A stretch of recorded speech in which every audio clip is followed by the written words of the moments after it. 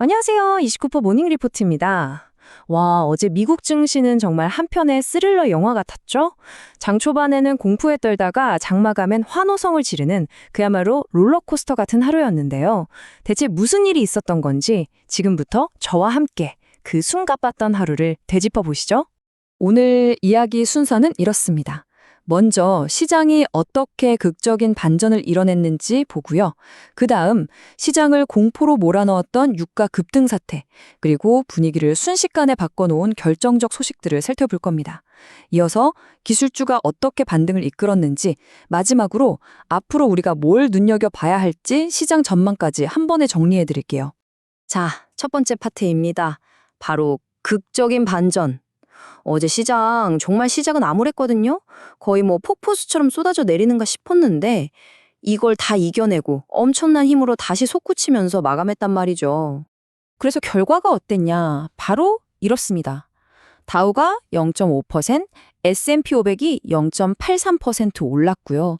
특히 기술주 중심의 나스닥은 무려 1.38%나 급등했어요. 이 숫자만 보면 아주 좋은 하루였네 싶으시겠지만 사실 장 초반 분위기는 정반대, 거의 패닉에 가까웠거든요. 도대체 몇 시간 사이에 어떤 일이 벌어졌던 걸까요? 그럼 시간을 좀 거슬러 올라가 보죠. 이 모든 공포의 시작점에는 바로 기름값, 즉 유가가 있었습니다. 중동발 지정학적 리스크라는 먹구름이 몰려오면서 투자자들의 마음을 순식간에 얼어붙게 만든 거죠. 공포가 시작된 곳은 바로 여기, 호르무즈 해협입니다. 전 세계 원유의 핵심 수송로잖아요. 바로 이 길목에서 이란과의 긴장감이 터질 듯이 고조되니까 이러다 전 세계 기름 공급이 끊기는 거 아니야?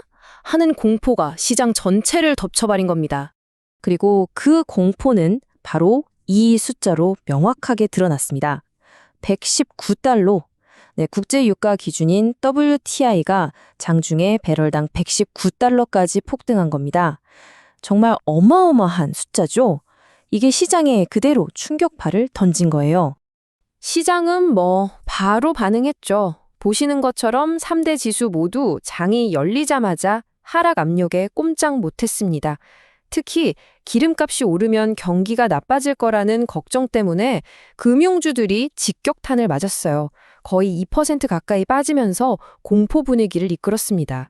그런데 말이죠. 바로 그때였습니다. 이 꽁꽁 얼어붙었던 시장 분위기를 한 방에 정말 180도 뒤집어 버리는 결정적인 소식 두 가지가 들려옵니다.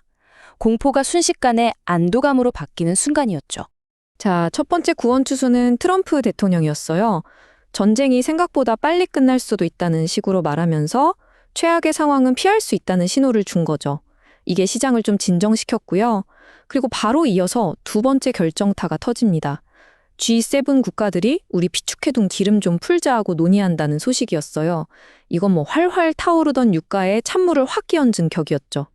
이렇게 전쟁 걱정, 기름 공급 걱정, 이 두 가지 공포가 한 번에 싹 가라앉은 겁니다. 이 두 가지 소식이 전해지자마자 시장은 기다렸다는 듯이 반응했습니다. 유가가 안정을 찾으니까 바로 이때다 싶었던 매수세가 순식간에 몰려들었고요. 특히 이 강력한 반등에 선봉에 섰던 건 바로 기술주들이었습니다. 이걸 보시면 하루 동안의 변화가 한눈에 들어옵니다. 몇 시간 전만 해도 119달러까지 치솟았던 유가가 보이시죠?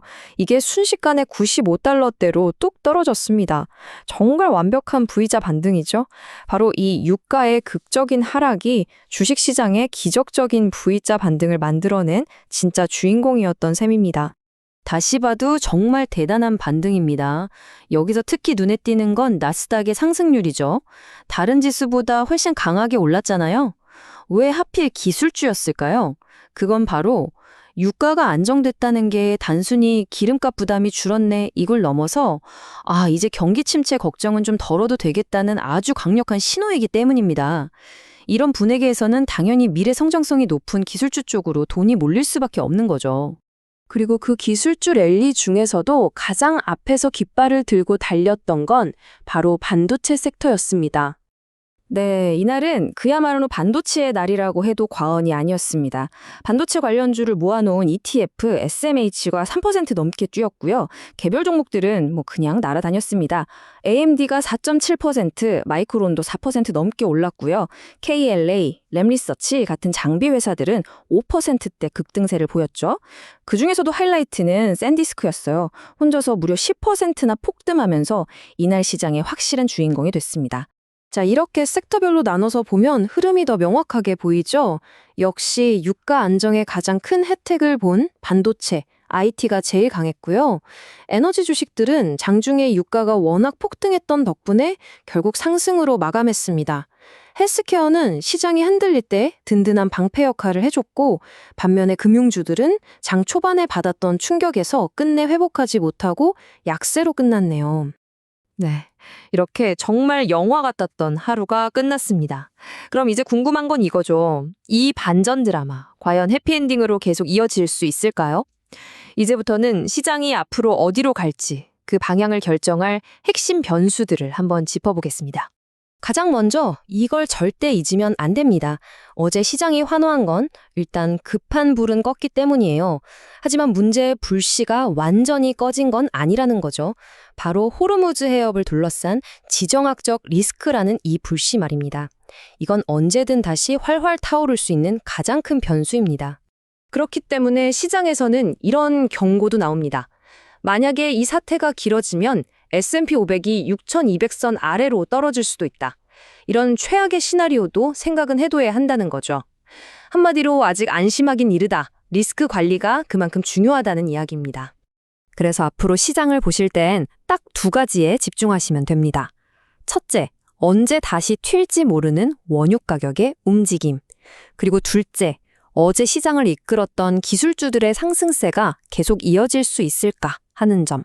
바로 이 두 가지 변수가 팽팽하게 줄다리기를 하면서 앞으로의 시장 방향을 결정하게 될 겁니다. 결국 질문은 하나로 모아집니다. 어제의 이 극적인 반등, 과연 이게 반짝하고 끝나는 안도랠리일까요? 아니면 새로운 상승의 시작을 알리는 신호탄일까요? 글쎄요. 그 답은 결국 방금 말씀드린 그 두 가지 핵심 변수가 어떻게 움직이느냐에 달려있겠죠. 이렇게 변동성이 큰 시장이지만 그 안에서도 기회는 늘 있는 법이죠. 오늘 짚어드린 변수들 잘 체크하시면서 시장의 흐름을 놓치지 마시기 바랍니다. 지금까지 29% 모닝 리포트였습니다. 좋은 하루 되세요.